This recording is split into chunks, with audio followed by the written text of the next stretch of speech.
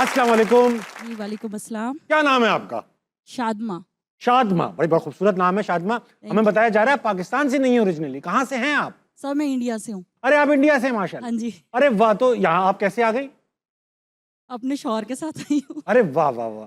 और शौहर आपके पाकिस्तानी है? हाँ जी। अरे वाह, ये क्या, या अभी भी हो रहा है ये सब कुछ? हाँ अभी 8 साल पहले हुआ था। अच्छा 8 साल पहले हुआ था, तो अब आप पाकिस्तान मूव कर चुकी हैं। नहीं सर अभी मैं जस्ट विजिट पे हूँ। आप जस्ट विजिट पे? विजिट पे आई तो हूँ। आप दोनों मिलके कहाँ रहते हैं? East Africa. अब तक तो 8 साल में एक्सपोज हो चुके होंगे, इनके अंदर सबसे बुरी आदत क्या है? इनमें और मैं किसका पूछूंगा? इनमें खाने में बहुत नुक्स निकालते हैं। खाने में बहुत नुक्स निकालते हैं हाँ जी। कि ये ऐसा कच्चा है पक्का है, बाल क्यों आ रहा है इसके नहीं अंदर? नहीं बाल नहीं आता। बाल पे शिकायत नहीं करते, टेस्ट का। बाल खा लेते, हाँ जी। टेस्ट का शिकायत करते। बाल खा लेते। वैसे वैसे सही आदमी है ये। हाँ जी हाँ जी चलिए, बहुत बहुत अच्छे। बहुत अच्छा लगा। Welcome to Pakistan. थैंक कोई यू। मसला हो तो अपने तक ही रखिएगा, हमारे पास वैसे ही बहुत मसले हैं। मैं तो नहीं हल करूंगा इनके मसले। मुझे इनको देख के अपनी एक फिल्म याद आ गई, टोटल स्यापा। उसका पहला नाम था अमन की आशा, फिर चेंज करके टोटल स्यापा। उसमें मैं पाकिस्तानी लड़का होता हूँ, लड़की जो है वो इंडियन होती है। तो शायद आपने देखी हो, लेकिन उसके अंदर इसी तरह के इश्यूज पे डिस्कशन हो रही है। यही इश्यूज है। अच्छा ये बताइए, कोई सवाल लाइए शादमा हमारे लिए? जी इन्होंने पूछना है। यही सवाल है आपके पास टोटल? मेरा यही सवाल है। सलाम सर, वालेकुम सलाम। ये बताइए, ये राफेल आपने कैसे फंसाया?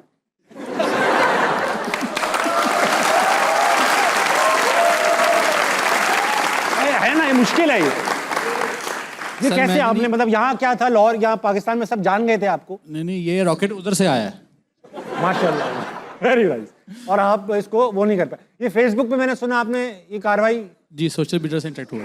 वेरी नाइस, चलें बहुत अच्छी बात 8 है। साल लगे मुझे उसको यहाँ लाने में, डरती थी, आती नहीं थी। आ गई अब। और कैसा लगा आपको पाकिस्तान? अच्छा है बहुत अच्छा है। अपने घर जैसा है, जैसा इंडिया वैसा पाकिस्तान सेम। अरे वाह, तो वो जो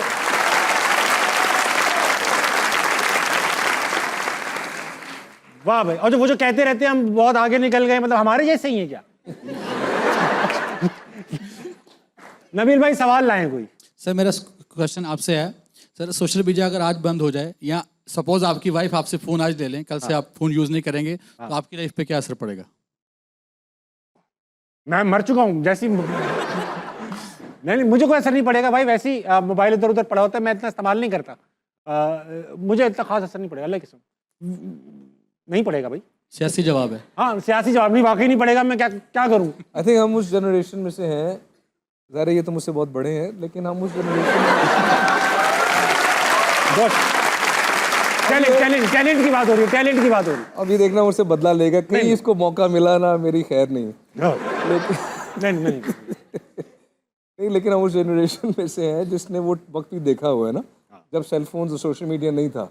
घुमाने वाले फोन होते थे, घुमाने वाले, घुमाने वाले, वो रात को बैठ के कमरे के अंदर छुप के तकिए के नीचे, तकिए के नीचे। तो आई थिंक चला भी जाएगा तो हमें कोई बहुत ज़्यादा फर्क नहीं पड़ेगा, बल्कि आई समटाइम्स विश के ना हो। अली भाई आपका भी एआई रिलेटेड एक चैलेंज आया हुआ है, आपकी एल्बम से रिलेटेड है, रोशनी से। क्या है वो चैलेंज, और आप सुना इनाम बांट रहे हैं लाखों में? हाँ, मुझे ऐसा लगता है कि हमारे यहाँ बहुत से यंगस्टर्स हैं जो बहुत टैलेंटेड हैं, बेशक, थैंक यू। होनहार हैं, आर्टिस्टिक हैं यंगस्टर्स, और कंट्रोल करें मैं चिढ़ लूं। और लेकिन उनके पास मौके नहीं है अपना फ़न दिखाने का। तो मेरी जो नई एल्बम है रोशनी, उसमें मैंने कंपटीशन ये स्टार्ट किया कि चूँकि अब आई थिंक हर किसी को तकरीबन कुछ ना कुछ एक्सेस है कंटेंट बनाने की, चाहे वो एआई के थ्रू हो, सेलफोन से, कि आप मेरी एल्बम का कोई भी गाना सुने रोशनी का, जो गाना आपको सबसे दिल के पास महसूस होता है, उसके ऊपर कोई भी कंटेंट अच्छा है, as a film maker, story teller, AI content creator, तो जिसका सबसे अच्छा होगा उसको हम 2.5 लाख देंगे। वाह, जो जिसका सेकंड नंबर पे 75,000, थर्ड पे 50,000। ये कैश इनाम देंगे आप, और इसको जज आप करेंगे?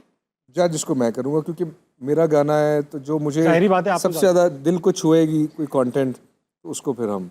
अच्छा, आपकी एल्बम में रुखसाना तो एक जाहिर बात है आपका फ्लैगशिप गाना हो गया एल्बम का, लेकिन मेरा जो सबसे फेवरेट गाना है वो जो आपने मामू पे लिखा है, मामा सीता, वो किस मामू का, आप अपने मामू पे लिखा है आपने, क्या है वो? नहीं, मामा सीता आई थिंक वो लिखा हुआ एलिस्टर का है, मेरे स्टूडियो में काम करते हैं, बड़ा अच्छा प्रोड्यूसर है, टैलेंटेड सिंगर है। तो वो उसने लिखा है। मामा सीता आई थिंक स्पेनिश में खूबसूरत लड़की को शायद कहते हैं। मामू को नहीं कहते मामा? मामू को नहीं, आप कहते होंगे। हम तो हमारे मामू है सीता, उनको हम मामा सीता कहते। नहीं, लेकिन वो मामू नहीं है। मामू नहीं है, खूबसूरत लड़की है। खूबसूरत लड़की है।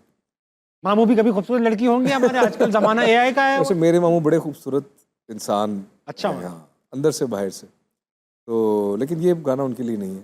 उनके लिए भी मामा सीता, हाँ खूबसूरत लड़की को कहते हैं स्पेनिश में। हाँ, इसमें हमने स्पेनिश को, म्यूज़िक को और लैटिन म्यूज़िक को और पंजाबी को मिक्स किया है, एक फ्यूजन किया है। तो जो मेरी एल्बम में ज़्यादातर मैंने इसी तरह के एक्सपेरिमेंटेशंस किए हैं, क्योंकि ज़ाहिर है 15 साल बाद एल्बम मेरी रिलीज़ हुई है अब।